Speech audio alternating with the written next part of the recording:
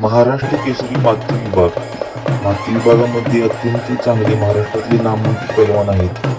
त्यामध्ये महाराष्ट्र केसरी पैलवान सिकंदर शेख आहेत. प्रबळ दावेदार मानणारे पैलवान माऊली कोकाटे आहेत. धक्कादायक निकालासाठी प्रसिद्ध असलेले पैलवान शिवा चव्हाण आहेत आणि बगाटे ताकदीचे पैलवान शुभम सिग्नाळे आहेत. त्याचबरोबर महेंद्र गायकवाड देखील यावर्षी माती विभागातून आहेत. पैलवान प्रकाश गणकर हे देखील माती विभागातून आहेत. पैलवान माऊली जमदाडे हे देखील माती विभागातून आहेत.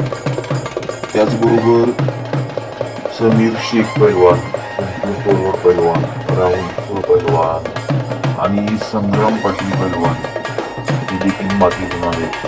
विक्रम भोसले, सुबोध पाटील पैलवान आणि मनीष रायते हे पैलवान देखील मातीतून आहेत.